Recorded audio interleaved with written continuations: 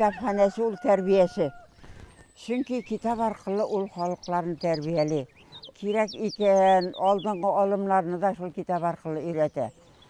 Terbiyeni de şu kitap arkalı ürete. Kitaphanesi urus etkende raznostoronные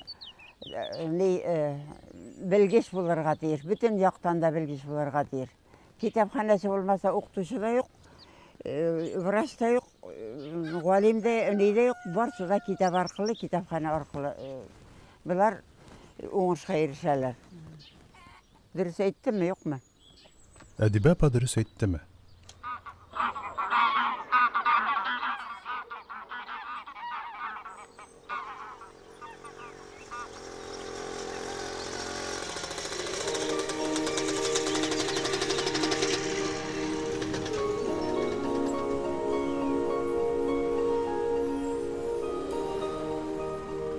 Шыннан да, гомере буе авыл китапханәчесе булып эшләгән бу хатын-кыз дөрес әйттеме соң?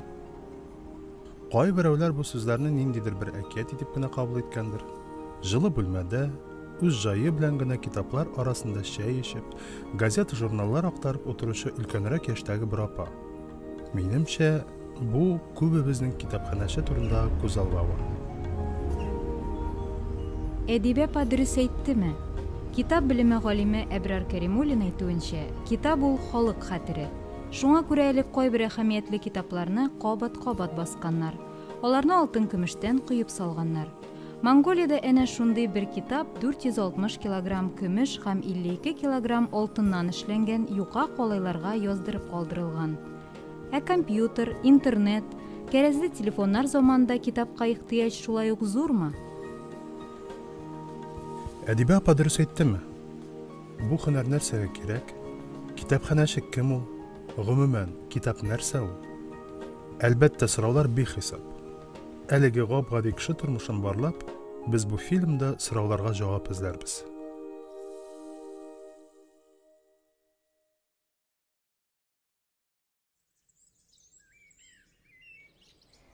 Безнең әни Шәриф авылында 31 елның 22 июлендә Хабиб Рахман абзый һәм Мәхани апа гаиләсендә безнең әбкәй булай инде туган.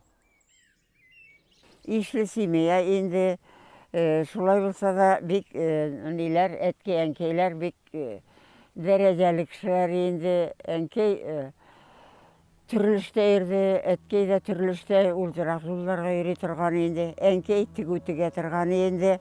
Тегү машинасы бар, но тегәргә материал юк магазиннарда ди сөйләдерәбеке. Мин аптырап тормыйдыр инде. Магазиннарда дөнья карталары, ил карталары сата торган иде. Хәзерге не белән ламинировать ителгән түгел бит инде. Артында материя ителгән. Шуны суга салайык та ди. Картасын куып төшә иде. Картасын стенага беркетә идек. Материалыннан кием тегә торган идек. Искә төшә инде шул уйнап йөргән җаланнар. Ondan burun degen şişme var bizden kırıdan yırak түгел tıkırıktan düşe turgan indi. Şunda biz indi bala çağalar elek samovrlar ne indi jiz samavr şul jiz samovrni buna bulaytып jiteklep ellerini çaq bala indi optır şunda kom bilen jiz tarta turgan indi. Mine şul bik көңүллү була turgan indi. Беренче китапханәләр безнең эрага кадәр үк борынгы көнчыгышта килеп чыга. Безнең эрага кадәр 2500 елларда Вавилон шәһәре Ниппурда урнашкан Балчык Такташыклар китапханәсе иң беренчеләрдән санала. Мисырда яңа патшалык чорында Рамзес II 20 000 папирусны бер урынга җыюга ирешә. Иң танылган борынгы чор китапханәсе безнең эрага кадәр 7нче гасырда Әс-Сүрия патшасының Ниневиядәге сараендагы чөй язулы Балчык Такташыклар китапханәсе. Шулай ук заманда зур гыйлем үзәге булып безнең эрага кадәр 3нче гасырда Александрияда патша Птолемей I тарафыннан төзелгән китапханә тора. Татарстан җирлегендә беренче китапханәләр кайчан барлыкка килгән соң? Безнең үзебезнең милләтебез тарихында да китапханәләрнең барлыкка килүе, китапханәләрнең тарихта күренә башлавы бик борынгы заманнарга барып тоташа. Инде безнең борынгы Болгар дәүләтендә дә, Алтын Урда, Казан ханлыгы чорларында да борынгы бабаларыбызның аерым китаплар туплаган китапханәләре булган. Менә шушы китапханәләрдән файдаланганнар. Нигездә алар күбесе мәдрәсәләр янында, мәдрәсәләр эчендә булган инде бу китапханәләр.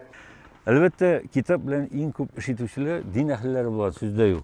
Һәм безнең мәдрәсәләр үзенә күрә китапны язып, тарату үзәкләре дә булган. Әйтик, мәсәлән, православие динендәге кешеләрдә, мәсәлән, аларда монастырьлар бу өлкәдә зур роль тоткан. Монастырьларда күчереп язганнар.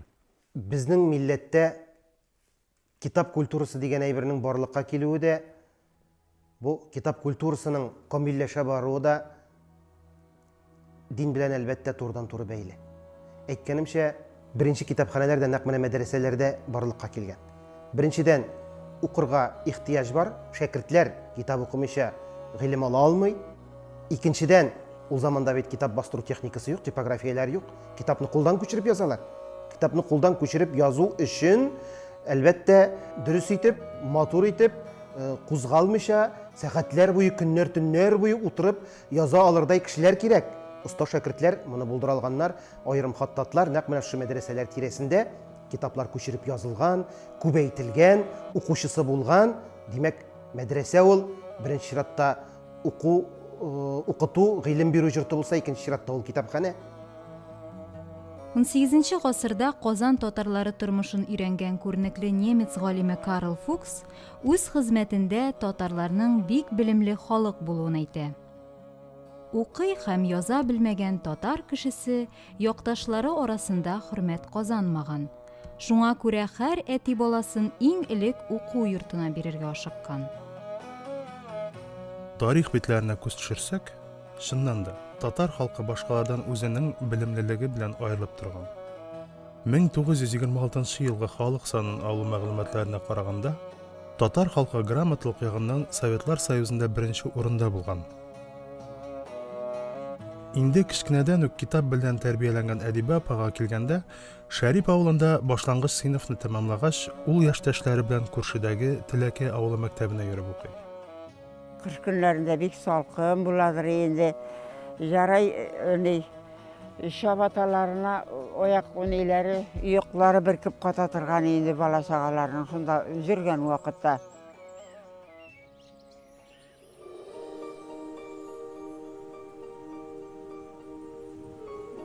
Фильмның башында китапханәче кем ул дигән сорау күтәрелгән иде. Шушы сорауга җавап бирер алдыннан китапның килеп чыгышын, тарихын барлап алу урынлы булыр. Нәрсә соң ул китап? Китап, минем белемчә, китап язуның үзенең тормышында булган вакыйгаларны, белемен, хезмәтен туплап, башка кешеләргә тапшыру чарасыдыр дип уйлыйм. Беренче китапларның килеп чыгышы безнең язуыбыз барлыкка килгән. Язу булгачтан китап була инде.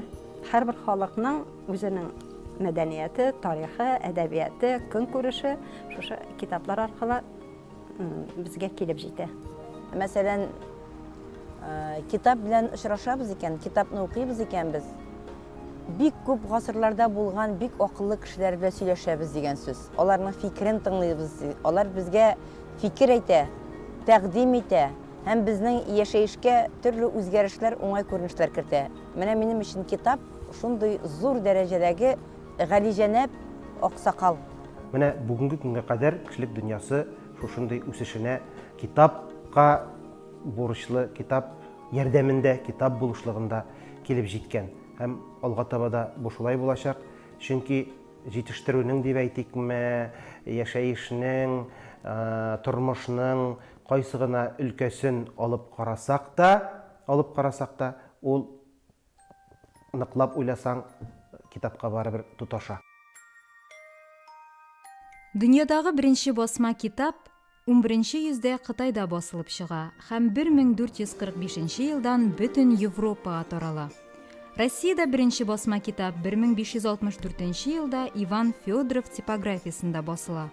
Ул апостол деп атала. Татар тілінде басылған бірінші китап 1612 елда Лейпциг шәһәрендә чыга.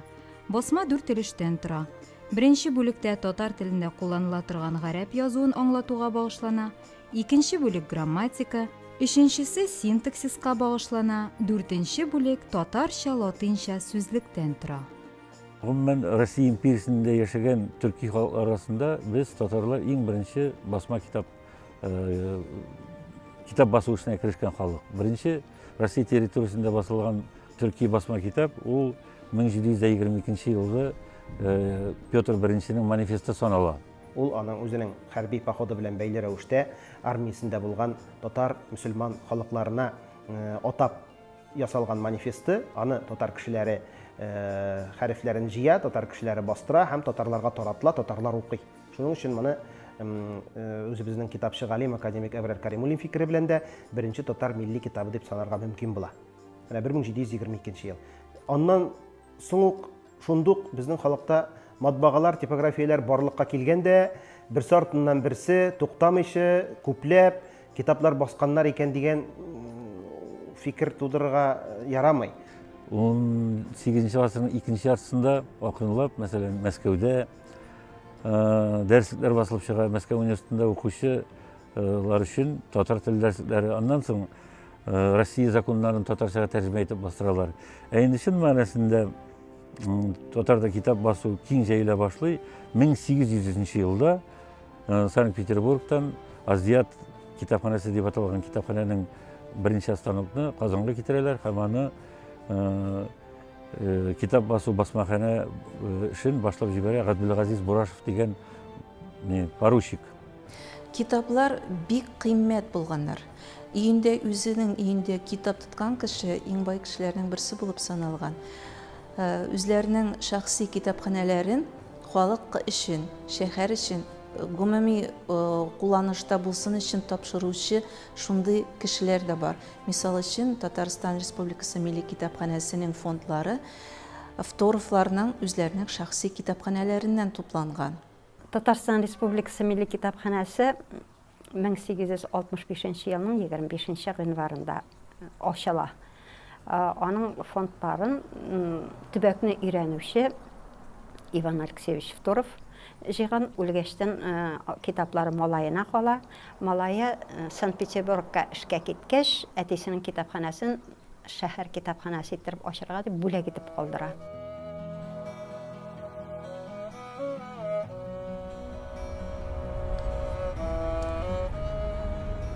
Шулай ук шәхси китапханәләрдә булган зур-зур галимнәрнең, университет галимнәрнең үзләренең шәхси китапханәләре булган. Казанда булай белүем буенча инде 1804 елда университет ачылгач, университет китапханәсе була. Шулай ук руханийлар семинариясенең китапханәсе була. Айрым кешеләрнең Баруди китапханәсе дип әйтәләр. Менә соңгы вакытларда бик язылды Катанов китапханәсе дип, ул сынзыр булгачтан туплап барган татар китапларын. Инде мәсәлән 19 йөзнең иң соңында атаклы бер туган Кәримиләр китап басу эшенә керешәләр. Инде 20 йөз башында, бигрәк тә 1905 елга революция дәврендә, һәм аннан соң чын мәгънәсендә татарда, бездә китапчылык чәчәк ата дип әйтергә була. Әйтик, бер Казанның үзендә генә дә 15ләп китап бастыру, сату, нәшриятләр, басмаханәләр эшләп килгән. Һәм Казанда гына түгел, Казан белән ярышырлык мәсәлә Оренбургта атаклы бер туган Рәмиевләрнең, аннан соң Фатих Кәриминең әтисе Гыйльман ахунда бастырып килсә. Һәм гомумән 1910 елга кадәр татар китаплары Казанда гына түгел, Оренбургта, Уфада, Санкт-Петербургта, Мәскәүдә, Астраханда, Троицкида һәм башка шәһәрләрдә дөнья күргән. 1910 елга кадәр татарлар тарафыннан 39 журнал һәм 93 газета нәшр ителгән татар телендә. Башка Россия империясында яшәгән барлык төрки халыкларының газета журналларын кушсак та монага җитми. Шул заманнарда җәмгыяте хәйрияләр каршында татар китапханәләре эшли башлый. 1906 елда Әхмәт Хади Максуди оештырган беренче татар рәсми китапханәсе Көтепханаи Исламия барлыкка килә.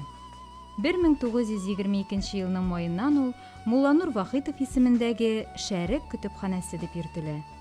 Китапханәләр үсешенә матбагаларның күп булуы да тәэсир итә.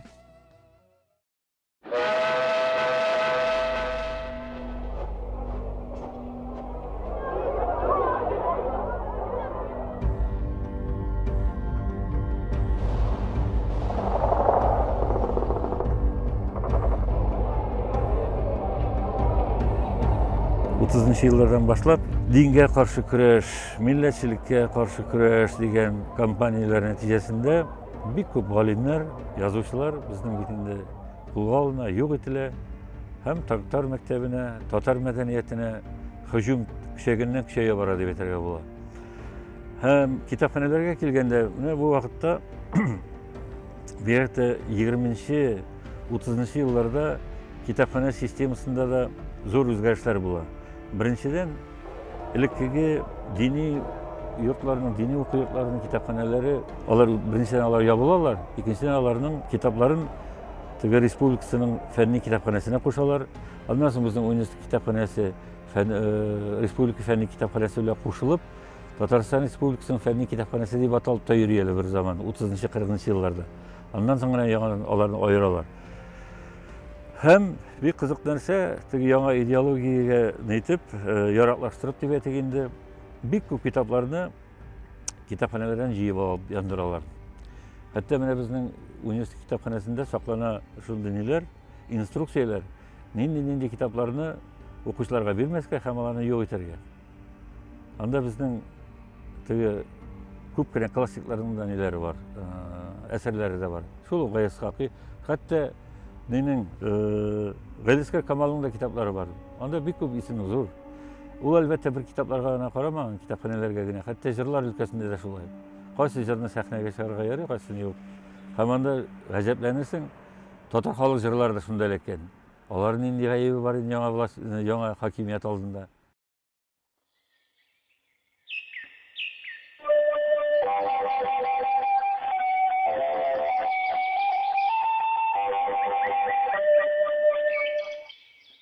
Внимание! Говорит Москва. Сегодня в 4 часа утра без всякого объявления войны германские вооруженные силы атаковали границы Советского Союза. Кыяшлы, матур күние, Сәлих абзый дебезінде келіп кірді. Гитлер бізге суғырш башлаган. Бүтін кіші митингке жиыла, митингке барығыз деп. Сіздің негізге Сейдал Ғилім білән ауылдан 3 кішіге уже повестке келген.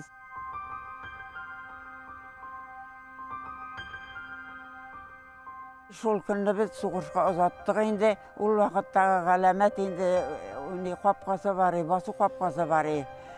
Жалан теге Ақтаныштан келіп кірген вақытта, қазір жол айырылып бите-битені шулда басу қапқасы бар елік. Шунда халық жиылды енді, жылашалар бүтін кіші. Енді шул вақытта менің опаның баласы 2 ай толмағаны.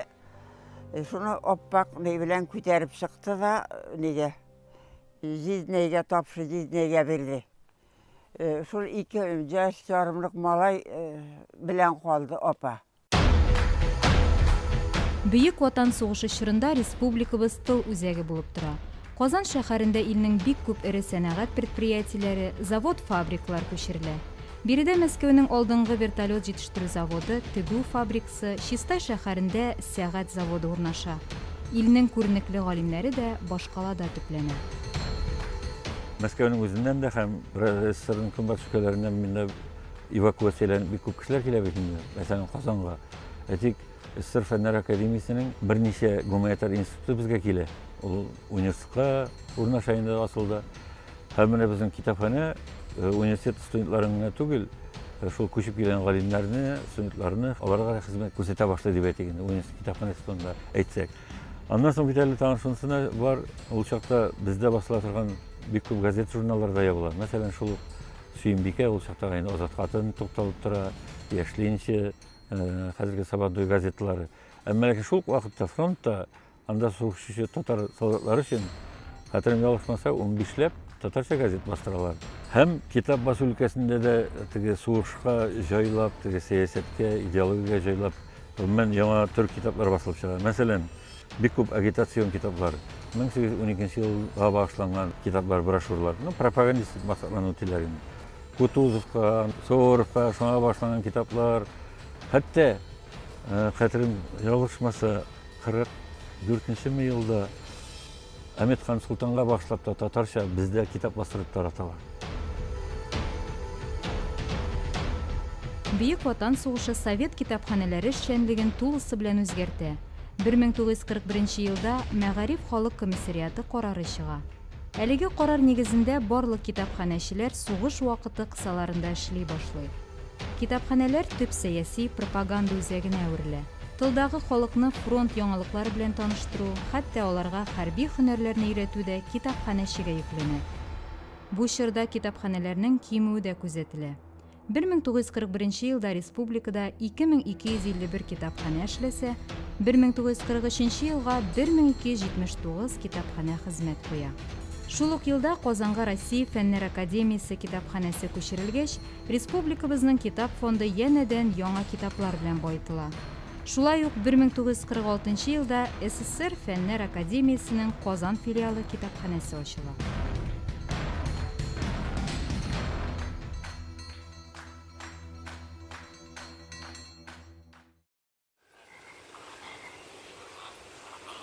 Сугыш беткәндә 14 яшьлек Әдибә 7нче сыйныфны тәмамлый. Укуны бетергәннән соң берәр ел авылда төрле эштә эшләп ала. Ләкин нәселдән килгән зыялылыгы, укымышлы гаиләдән булуы үсмер кызга тәэсир иткән күрәсең. Әдибә белем артыннан Казанга юл тота.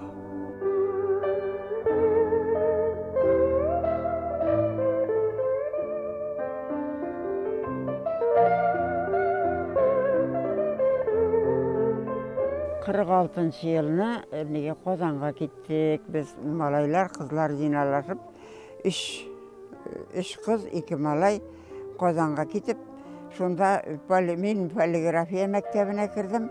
Олар икенче ергә керделәр. Шунда укып, аны бетердем дә, бетергәннең соңында Камил Якуб исемендәге китап фабрикасында эшләдем.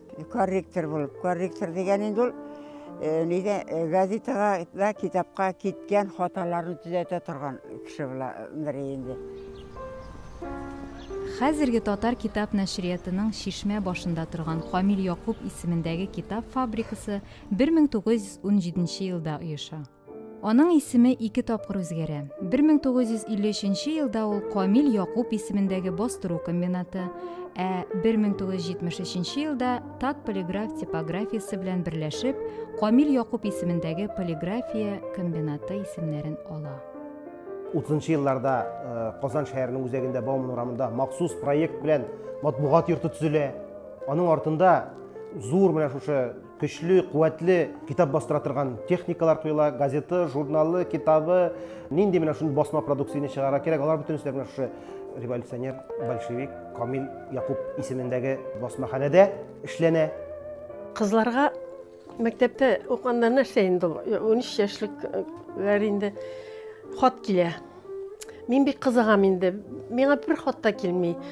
Кызлар укыйлар, сөйләшәләр. Элек бит торфка җибәрү бар иде. Торфтан, апаларыннан хат килә инде шулай.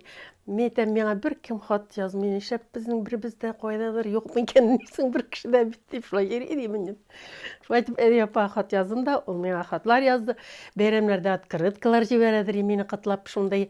Менә фотосы. Миңа 13 яшымда җибәргән менә бу фотосы аның. 19 яшыңа.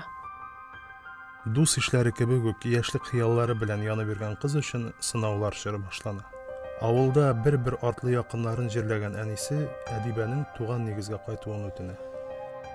Шуннан әткәй дә үлеп китте, апам да үлде, әнкәй бер үзе генә калды. Шуннан соң кайт, мин үләм, бер үзем ятам дип әйтте дә, шуннан соң мин кайтырга булдым. Қойты қастын шул Тілекейге клуб мүдері итеп жіберділер. Ул вақытта клуб деген бір жоғы, избас дейлер енді. Менә ул вакытларда бара иде Аргентинаның бір фильм «Возраст любви» деген. Шунда бар иде Лолита Торрес деген артистка. Менә нәқ әдип апайыл. Киемнәренә хәтле шундай инде.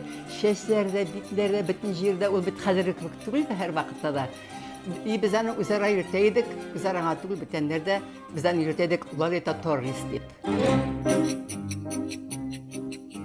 Coimbra ciudad divina, deja que mi amor te cante, yendo... Әдип апа Казаннан кайткан вакытта Тілекейнең бик зур, матур авыл вакыты иде. Урамнары яшел. Урамнарда машиналар юк, техника юк, иске клуб. Халык авылда күп. Халык агылып клубка йөри, матур итеп шыштыр, көнбагаш кабан өстендә бийләр рәхәтләндереп, галышларын киеп. Ул сабан туйлар җитсә, авыл гыр килеп тора шатланмады ул. Ул вакыттагы менә авылның бөтен күренеше менә гел яшел булып күз алдына калган. 1958 елның июленнән китапхана оештырыла. Беренче районда беренче китапхана оештырыла. Менә шунда Тілекейдә ул китапхананы җитәкләде. Китаплар жоқ инде, шул ул вакытта клубта булмагас, избашхана дип биртәләр. Избаш булгас, онда бер 5-6 китап бар инде. Ленин томнары, Сталин томнары, Калининның томнары, менә шундый китаплар бар. Шуңа инде күрә үземдә нинди китаплар бар, авылда нинди китаплар бар, шуларны җыештырып, мин китапхананы асып җибәрдем. Ondan indi Oqtanışqa indi bipkəllik tıraşa bizge Oqtanışda evkisi boyunca kitaplar koyta başladı. Әдиби пателге алган избачитальнялар Россия империясында 19 гасырда ук барлыкка килгән. 1920 елларда алар бик популярлашып китә һәм мәдәни сәяси пропаганда үзәге булып торалар. 1934 елда РСФСРның Халык мәгарифе комиссариаты тарафыннан избачитальнялар арасында смотр конкурслары оештырыла башлый. Ул чорларда һәр избачитальня каршында китапхана хезмәт күрсәтә. Агро, зоо, техник һәм башка түгәрәкләр эшләп килә. 1941 елга Советлар Союзында 48 мең избачитальня эшләсә, 1970 елга аларның гомуми саны 5700-гә генә кала. Шул заманнарда әлеге уку йортларының эш бурычлары клубларга, мәдәният йортларына һәм китапханәләргә тапшырыла.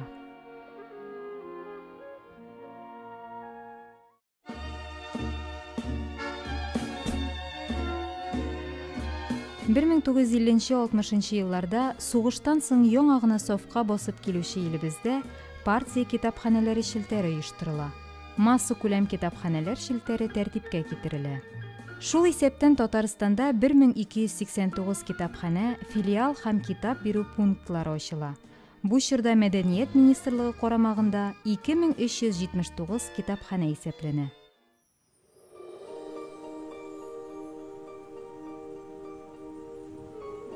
Китапханәче кем ул? Фильмыбыз башында без Әдибә апаның шушы сорауга фикерен тыңлаган идек. Дөньядагы 40 мең һөнәр профессия арасында китапханәче һөнәре бик борынгылардан санала.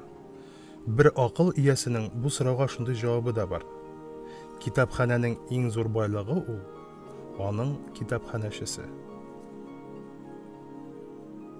Китапханәче кызганычка каршы безнең илебездә ул үзенә күрә бер рәхмәтсез профессия дип әйтсәң дә була. Аның кеше кадерен дә белми, хәтта теге китапханәче булып эшли дигәч, бу бер каяда үзенә урын тапмаган дигән кебегрәк карыйлар.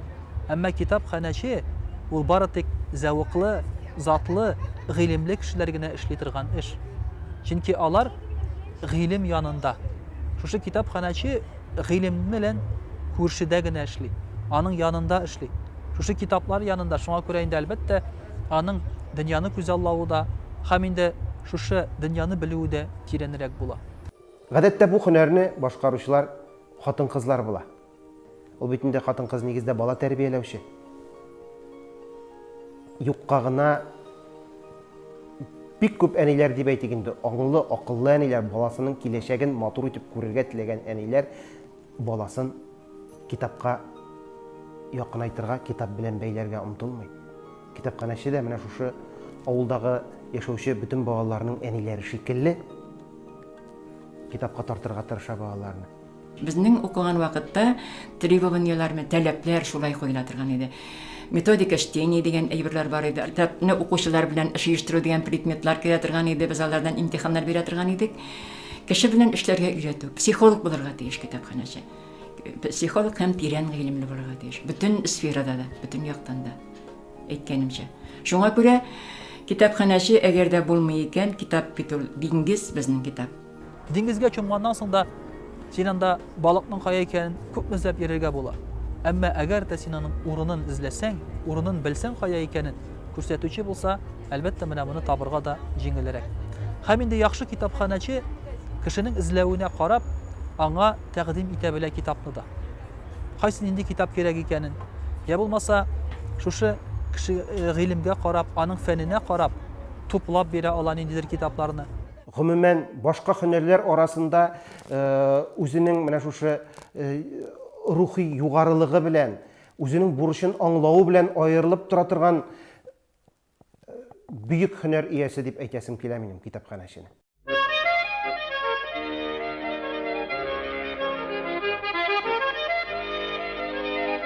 Ул вакытны безнең авылларда, дип авылда эшләгән кеше, авыл китапханәчесе. Аның төп эше халыкны шушы әдәбиятка тарту. Аның төп эше идеология белән шөгыльләнү. Шул вакыттагы ул бит әле китапханәче генә түгел. Ул 10 йортлыкларда эшләүче. Ул фермага газетлар алып барып кешеләр белән эшләүче тулысынча.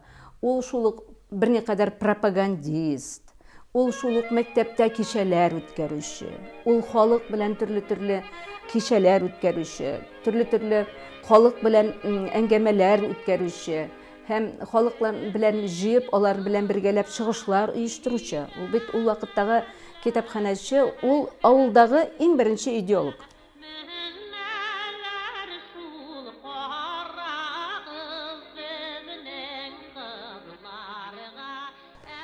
Шулай итеп, мин агитатор, чөнки ул вакытта сабан сүрәләре басуда, шул вакытта шул агитатор барып төнне шул сабан янына бара торган, трактор янына. Уйлап карасаң, менә ул әкияттәге сымак.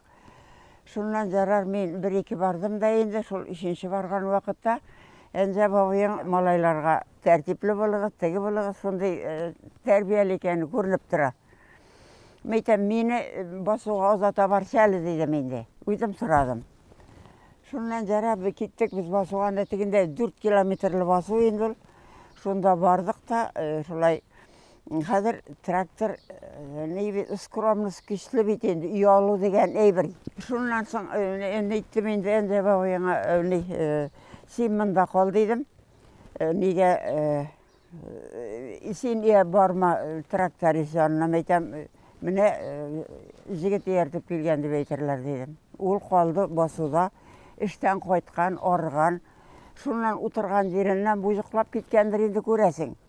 Мин монда трактор янында булып, ни белән бер-ике әйләнгәнде, нигә тракторга утырып әйләндем дә, хәзер кайтырга чыктым инде, индәшәм. Әйдә киттек, минем эш бетте дип. Бу индәшмәде. Шуннан соң мин шул 4 километр җирне, мәйтәм, бу мине ташлап кайтып киткән икән, дидем дә, кайтам. Жүгерәм иде, төнне бит инде. Шуннан зарар кайттым. Икенче көнне хәзер монда килделәр бит инде китапханәгә. Niye sen diye koştun diye taşlap kaytıp gittin mi endəşmeyi diye. Meytem ben endəştim, sen özün endəşmedin. Şundan sonra bugün de basuğa varasın mı dedi. Yok bugün basuğa varmayım. Yara basuğa varmasan kvartirana kadar yine uzatıp koyayım dedi. Şundan uzatıp koya başladım yine. Bir neçə yıldan soң Әдибә апа белән Әнҗәп абый гаилә курып җибәрәләр. Сабыр холыклы, тәртипле кияү егет сөеклесен үзе салган өр-яңа агач йортка алып кайта. Тормыш ямен арттырып, яшь гаиләдә бер артлы 5 ир бала туа. Куанычлы гаилә мәшәкатьләре белән китапханәче янәдән җәмгыять эшенә кереп чыга. библиотекаға күндіз қашан кірме ол библиотекасында еді. Кеш білен ол клубта еді, халықлар білен ұйыштырып жүрді. Ол бик яқшы организатор, орысша айтсақ, ұйыштырушы. Мен 7 класста оқығанда комсомолға да кірдік біз. Шул жылына ауылға келділер язушылар. Шунда Махмуд Хусейннің сенің тұрда бик матур етіп шығыш жасағаны қатырды. Hem bütün halk alında dürtçülükler okudu da kitabın açıp edibe, yığılsan da edime. Kara unutmagan. Hem siz edibeğiz bilen bəxtli edibeğinin kadrini bile gidip aytıp, ondan sonra çıkış yasan Rafael Mustafa'nın da sizin turda bik matur fikirler aytdı. Emirhan abi yeniki bagay ulda bik matur sözler aytdı. Men indi edebiyatını hürmet eden kişi olarak gözümden yaşlar çıkarıp men aytan bizden edebiyat turundan indi жылы fikirler ayttılar. Dep aytıp şunday gururlanıp oturdum.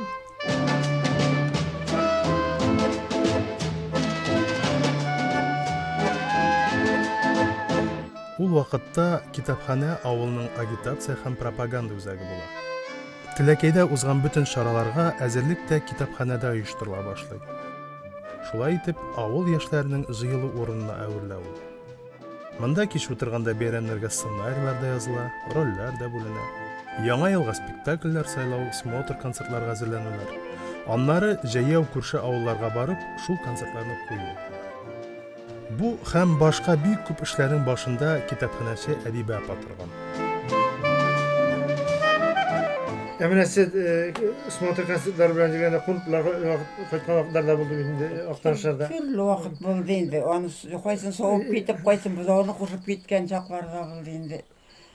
Ondan benim ne buldu bitin yol. İpteşim ende bağıyan bir jünlü buldu. Tertipli buldu. Ona bütün narsanda şanırga buladır endi.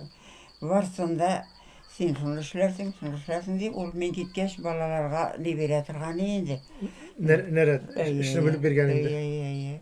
Әти біздің ол не?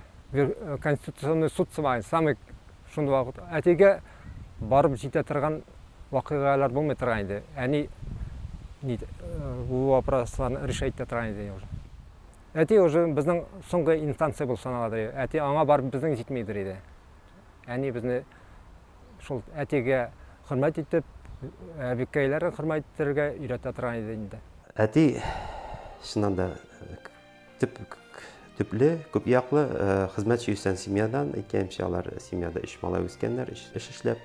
Barsı da rayın boyunca belirlengen şunday ustalar, birisi timir ustası, birisi ağaç ustası, barsı da kullarından işgile turan kişiler.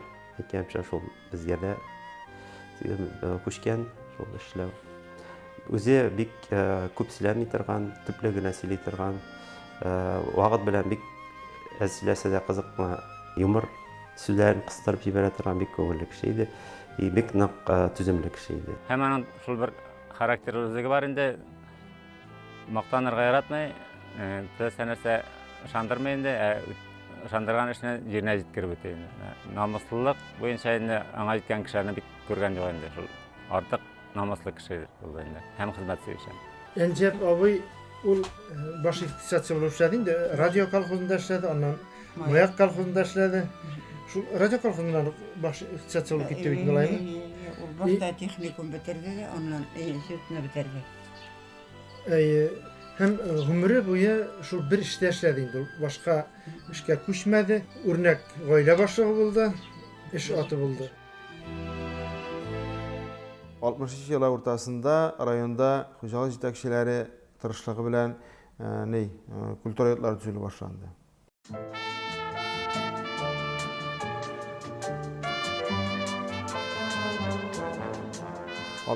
yılda açtılar Tilekey yerliginde.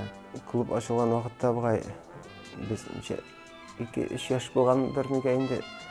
Men uylamay hazırgina uylayman. Nishlab tursam o'g'rilar tutib o'tiralar deb o'yladim. Anda duxovoy orkestr kelib o'ynab shu neyda ko'p nashitgan vaqt bo'lgan. Nishektar balga chaqda samovarlar tutib o'tiran ko'p tuyuldi u. Biz yaşagan davr bitinde Sovetlar Soyuzu vaqtida partiya zamanı, partiyanın rupori kitapxonalar, ideologiyanın üzəgi bulub tura turganlar edi. Hem şuna göre de tələblərdə bik yuqarı idi kitapxonachilarga qarata. Hem mene qoyula idi şunday tələblər kitapni mümkün kadar kişinin iş o'rnina yaqin etdi. Qayda yaqin etasan ish o'rnina. Avvalda bitinde tirlik kishi hem mexanizator. Mexanizatorlar yurtuna ko'chma kitapxona uyushtiruv, tirlikchilik firmalarında qizil pishmoqlar bor edi, onda ko'chma kitapxona uyushtiruv. Hatto ali yozgi shu vaqtlarında, kuzgi uroq vaqtlarında Ipatovda degan ayber chiqdi. Ipatova metodida u vagonlar qo'yib, mexanizatorlar avvalga qo'ytmisha, shunda tura turganlar edi. Onda da biz kitaplarni iltib, ularni kitap o'qitirga indi turgan edik endi. Tilekiyde kitap bilen hiyallanı başlandı. Mine şöyle dep aytaman. Kitap şiiri. Kim köp kitap okuyor. Her günü mektebe kelgensin bolalar arasında şunday söylen. Kim köp kitap okuyor? Okumagan bir semiyada yok edi. Bütün semiyada kitapxonaga tartılgan edi. Üzi kelelmeyen kişilerge kitapxonani özüm de, ondan sonra aktifler da kitapxonaga kitapxonadan kitap alıp iltip berip alıp qayta turganlar edi. Bibliotekada biz giltşanrik, yani kitaplar kelenler. Yani bizge aytadilar, qaysi kitaplar qaysi bitlerine pichet qo'yirga, biz yaratadilar endi, shunday pichet qo'yadilar endi. Aslında biz yerdam kebek. Yani her vaqtdan da kishi bilan aralashadi, kishi kishiga kitaplarni ko'rsatadilar. Әлеге дә баягы Совет хакимияте заманында булган зур бер уңышларның әһәмиятле өстенлекле якларының берсе дип әйтәсем килә.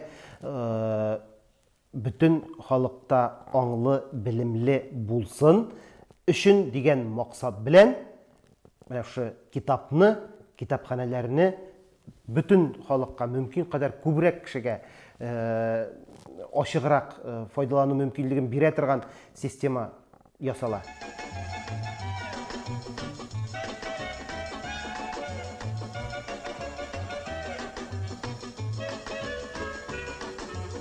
Her bir торак пунктта кешеләр яшәтергән, һәр бер авылда диярлек шу китапханәләр оешып, бу әлбәттә шу китапхана дигән институтның үсешендәге минем уемча бик зур әйберләрнең берсе. Аларда реформалар, үзгәртеп корулар бик күп булган. Аларны мәсәлән безнең республикада районнар бар бит инде. Районнардагы китапханәләрнең бөтенесен бер система, бер китапханәләр челтәре итеп, аның үзәгенә райондагы үзәк китапханәне кую дигән әйбер. Менә инде безнең 1970 елларда китапханәләрне үзәкләштерү дигән бер реформа үзгәртеп кору барлыкка килде. Аның өстенлекле яклары, аның әһәмиятле яклары, файдалы яклары бик күп булды үзәкләштерүнең.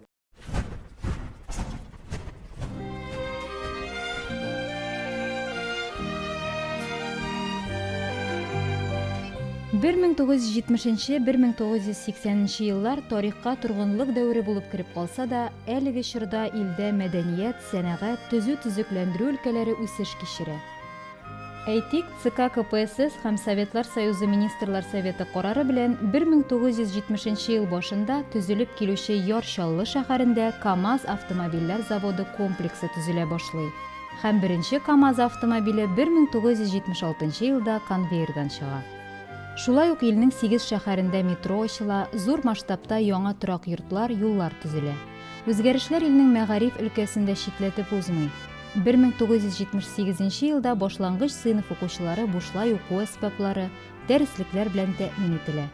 Бу чорда Советлар Союзы югары белемле хезмәткәрләренең саны буенча дөнья беренчелегенә чыга. Шул сәбәпле китапханәләр системасында да үсеш чоры күзәтелә. Әгәр 1951 елда республикада 416 китапхана эшләсә, 1980 елга аларның саны 1745-кә җитә. Китап укучылар саны да бу чорда 100 мең укучыга арта, ә республиканың китап фонды 5 миллион ярым дана китап тәшкил итә. Шулай итеп эшләп, шул нигә кадәр инде пенсия яшенә кадәр яшәдем инде, шул эшләдем. 86 елда гына эштән туктадым. Ondan işten tuktağısında var, iyice yatmadım indi, var bütün nelerni Cemaat işlerinde baribir alıp baradır. Biz cemaat işlerinden bana tapşıra turganları.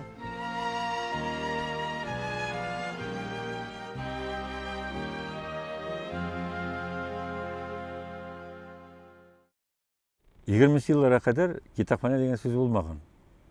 Kütüphane деген. Ләкин ол бик кең və широкий термин бір жақтан қарағанда. Kütüphane ол китапны баса тұрған басмахана да кірген мүмкін анда, нәшриет те, китап сату ұйышмасы да, бүтінісі де. Һәм алар үшісі де айрым-айрымда болырған мүмкіндер. Китапхана термини бізде татарда ол неологизм. Инде телебезгә яңа сүз буларак килеп кергән китапхана сүзе асылда нәрсәне аңлатасың? Китапхана дигәндә иң беренче чиратта без күздә тотабыз китаплар тупланмасы дигән әйберне. Өйдә шәхси китапхана буламы ул, яки ул җәмәгать файдалануында халык файдалансын өчен дип оештырылган китаплар тупланмасы буламы? Менә бу китаплар тупланмасын китапхана дип атап йөртәләр. Шәхси китапхана, публичный, ягъни җәмәгать китапханасы дип әйтү бар. Икенче мәгънәсе ул менә шушы китаплар тупланмасын саклый торган, китаплар тупланмасын файдалануга бирә торган оешма, учреждение дигән мәгънәне белдерә. Өченче мәгънәсе инде китапхана дип сөйләшкәндә без нәкъ менә шушы оешма урнашкан бинаны да күздә тотабыз.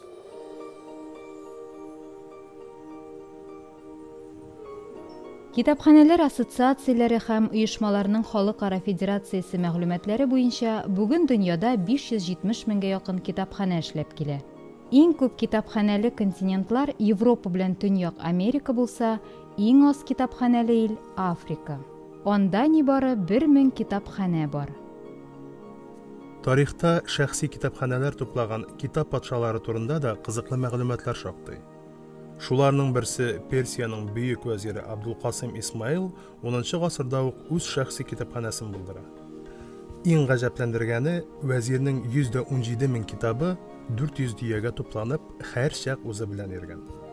Китапхананы ташучы дөяләр китапларның алфавит тәртибендә урнашуларына карап, алфавит буенча тезелеп барганнар. Бик зур китапханәләрне без беләбез, мәсәлән, элеккеге вакытта Багдадта. Монголлар Багдадны яулап алганнан соң, аннан алып чыккан китаплар белән Ефрат елгасы аркылы күпер ясыйлар. Шуның кадәр китап күп була. Шуннан соң сакланып калган китапларны күчерәләр Мисырга, Александрияга. Хәзер анда шулай ук ислам дөньясында бик зур китапхана. Әле ул бөтен теге ислам дөньясында гына түгел, бөтен инде җир йөзенә билгеле китапхана булып санала. Әле яңа Мәскәүгә барып туры килде. Мәскәү буенча экскурсияда, сәяхәттә барырга туры килде. Шунда сәяхәт безнең экскурсовод әйтә. Менә бу җирдә Иван Грозныйның ди бик зур китапханасы булган ди, сакланган. Карасак, без Иван Грозный турында фикерләр төрле халыкта. Ләкин бит менә уйланырга мәҗбүр итә, Иван Грозный ни өчен шул кадәр китапхана туплаган? Бит китапсыз халыкка бит китапка якын айтып, китапны җыеп, китаптан укытып та бит инде юкка гына китапхана тупламаган бит ул. Һәм кемнегенә менә Петр I-не алсак та, кемнеңне тарихка менә игътибар итсәк, алар китап җыйганнар. Әле социализм шунда шундый әйбер бар иде. Модада ел китап җыю. Китапны җиткерәлмиләр, ул чыгадыр 80 мең, 800 1 миллион тираж белән китаплар чыгадыр. Аны җиткерәлмиләр, тиражларны яздырып алу бар иде. Мәсәлән, минем үзем дә студент булып кайтканда, студенттан Казаннан кайтканда 5-6 студент бит инде ул, соңгы акчасына китап алышые, аны укышые, һәм капчыклап калса 5 капчык китап җыелган хәтердә. Менә мин балачактан хәтерлим, гади авыл нейендә, кибетендә, хәт бер шүрлек булса да, шунда кием салым арасында яисә балталар ниләр сата торган җирдә дә китап шүрлеге бар иде. Китап шүрлеге бар иде, китап саталар иде. Хәзер уйлап карагыз, юк бит. Бер татар китапханасы калды заман, татар китап кибете калды заманында Казанда. Хәзердә әллә нигә күпкә артмады дип әйтегез. Элеккеге менә шук Совет хакимияте дәврендә булган хөрмәт, ихтирам, кадер китапка карата бүгенге көндә ул күпкә кимеде. Югалды дип әйтәсем килми, югалмады, әмма бик күпкә кимеде.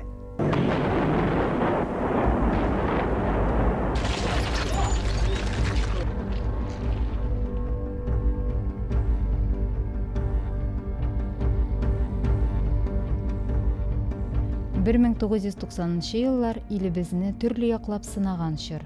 Кавказда сугыш, илдә акчасызлык, шикле реформалар, билгесезлек чоры. Шуңа өстәп 1991 ел ахырында тулысы белән Советлар Союзы таркала. Халык ач булса да милләт дип балаларын татар гимназияләренә бирергә ашыга. Ләкин 90 еллардагы милли күтәрелеш тә озакка бармый. Илдәге кризис чоры әдәбият, сәнгать, мәдәният шул исәптән китапханәчеләр эшчәнлегенә дә тискәре йогынты ясый. Uzun söyletiren kadar da kıskarak kana bir söz etmeyince tağın gelişmez. Ağır zamana desek de kimge ağırdır, kimge жеңілдір. Аны біреу де көтеріп қарамаған, қайсының енді финанс жағынан жетішмәлілік, тегідір бұлдыр болуға мүмкін. Бұл уақытта нәрсе бұлыр барсы да сәлеметтік керек. Нәрсе айтсаң да әлі яшайсы керек. Мұрт әлі 80 яшіліклерді шуш айтып отырыбыз. Әдибә апа белән Әнҗәп абыйның 5 уллары да башлы күзле булып үз гаиләләрен корып җибәрә. Берсеннән берсе тәүфиклы, шук шаян оныкларының елмаюларына Әнҗәп абый бигрәк тә сөенеп туя алмый. Ләкин шатлык үзе генә йөрми икән ул. Данияр белән иш алдында сөйләшеп торган вакытта әтишек бабкайның хәле китте диде дә күтәреп алып керде. Газинур сразу күршедә бераз та кайткан инде, Казанныкы терапевт ише. Ул килде, шулай итеп инде эләштүрт, бераз барые. Барыбер актан каптырып киттек. Скорый килде. Шунда сразу реанимацияга салдылар да. Шунда 1-2 сәгать тордым икән, юк микән, ойрат чыкты. Китте, Әнҗәбабый китте демәйтем, нәрсә китте? Әнҗәбабый китте. 300-га барып җитте дә, теге кан басым 300-га күтәрелгән дә, бу китеп тә барган инде. Иртәрәк киткәндә, һәр кемгә үз вакытыдыр инде. Ходай Тәгалә күпме биргән. Иң якын кешесен югалтуны күтәрергә Әдибә апага мулла әбисеннән үк буыннан буынга күчеп килгән кыйбласы ислам дине ярдәм иткәндер. Кичкенәдән Коръән сүрәләрен ишетеп үскән хатын-кыз төп таянышны, күңел тынычлыгын, иман ныклыгын тулысы белән дин юлына, намазга баскыч таба. Каядыр бер җиргә санаторийга бардым, ул чагында дин бардым да, кайда инде Бәкергә. Шул самлыйда şeynikni куярга izleymin. Как раз тумбочка астында бер не бар, китап бар. Карасам, бу намаз китабы. Ой, Алла, кайын дедим, маны алдым да мен алып куйдым. Şeynik куеп, аның кырыйлары күйеп беткән инде намаз китабының. Мен моны бик эпләп кенә, әйбәт кенә итеп алдым да, шунда ук укып, шунда ук инде теге электән белгәннәр искә төште, тәртипкә салып, шуннан мин инде намаз укырга өйрәнеп кайттым.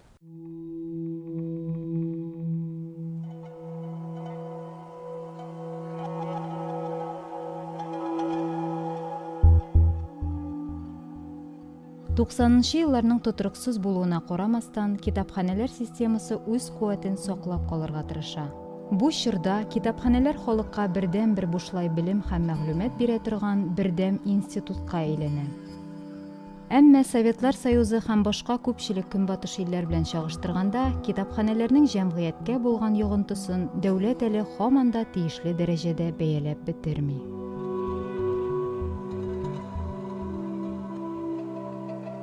Biz җәмәгать оешмалары дип сөйләшәбез бит инде. Кемнеңдер тырышлыгы белән генә бу юнәлешне алга җибәреп булмый. Мисал өчен, менә безнең милли китапханә Казанның. Милли китапханә бүген нинди бинада ул? Әйе, ул бүген көндә бик матур, ул электән калган, бүләк ителгән бинада, шул кадәр матур, ләкин аңа ремонт, ләкин анда булган китаплар безне сыя торган түгел. Нигә безгә менә үзебезнең дөнья күлгән дан казанырлык, шундый матур итеп бер билгеле бер урынга китапханә төземәскә. Һәм ул әгәр дә аның сыйфатлы шундый китапханә булса, анда бүтән шундый сыйфатлы яшьләр омтылышлы җиһаз белән җиһазланса, бүген көндә шул ук елда ук, шул ук вакытта ук китапларга да хөрмәт артачак. Китапханәләргә дә, китапханәчеләргә дә дөнья күләм алдынгы китапханалар булырга тиеш һәр илнең.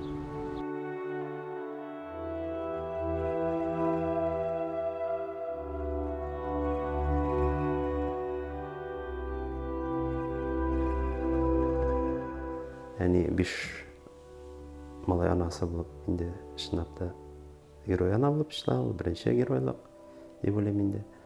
Икенче аның геройлыгы бу 5 маланы табып кына түгел, бергәләп әти белән алар үстереп, аякка бастырдылар, кеше иттеләр. Өченчедән 5 балага да югары белем бирделәр. Барыбыз да югары белемле. Һәм инде 5ебез дә семьялы булып, үзебезнең семьяларда матур итеп, әти-әни күрсәткәнчә бергә тормыш итәбез. Ул иң беренче кулдан җитәкләп китапханага алып барды. Китапханада безне китап сайларга, аны укырга, 10 көннән соң Әдип апага отчет бирергә, эштәлеген сөйләргә. Бит бу балачакта менә шушындай кеше белән аралашу, аның тәэсире кешенең формалашуына миңа калса байтак тәэсир иткәндер. Укырга кергәндә дә мин уйлыйм аны бик ярдәм итте дип. Иптәш кызым минем бөтенләй журналист булып, нидеп, тарихчы булып китте. Мин инде агрономическийга киттем. Аңа да бик Әдип апаның өлеше зур. Ул эш кешесе гомер бина. Менә хәзер бит 85 яшь, аның бер секундта вакыты юк хәзердә. Менә авылда яшәп, гомерен менә шундый китапхана эшенә багышлап, өендә 5 малай үстереп, тормыш иптәше белән аларны зур тормыш юлына озатып, барсын да югары белемле итеп, әхлаклы, тауфиклы, тәрбияле итеп бүгенге хатын-кыз һәм үзенең эше белән бергә параллель алып барып, шул вакытта тормышында 12шәр җәмәгать эше белән кушып алып барып, шушы дәрәҗәдә бүгенге көндә 85 яшькә җитеп, авылның, районның ак әбие дәрәҗәсенә ирешкән икән, бу безнең хатын-кызның эталоны дип атала.